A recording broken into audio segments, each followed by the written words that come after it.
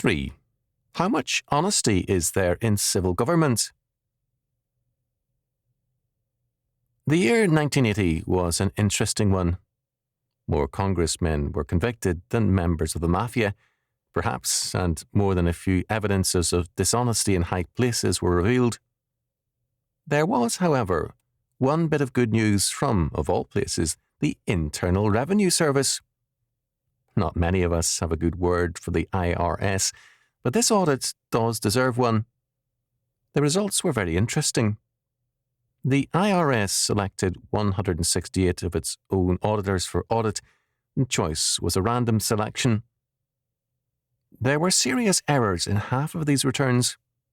Of those in error, 42 of the auditors had underpaid their income tax by an average of $720.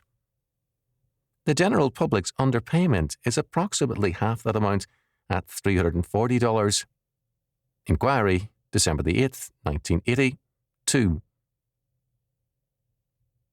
Now, this raises a very interesting moral problem. If a watchman is less honest than the people he is watching, then he is not much of a watchman.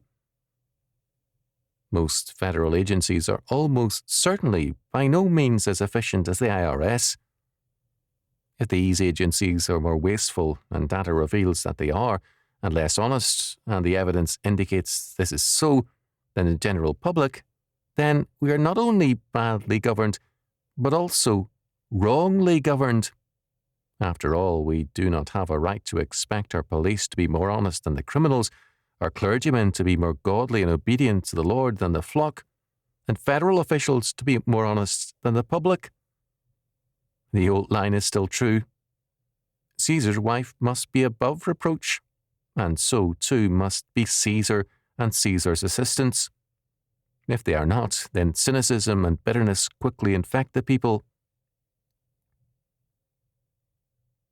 At one time, the idea was commonplace that the function of civil government is to be an umpire or referee, not taking sides, but administering even-handed justice.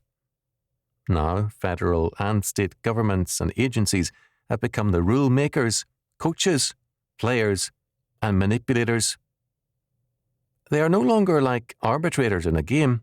They own and control the game. The result is social disorder. Our present scene is marked by distrust and cynicism. In recent years, one president campaigned for office on the promise of bringing us together, only to divide us all the more. No party or man can bring us together, especially not when no one shows any trust in man, nor can anyone with any common sense.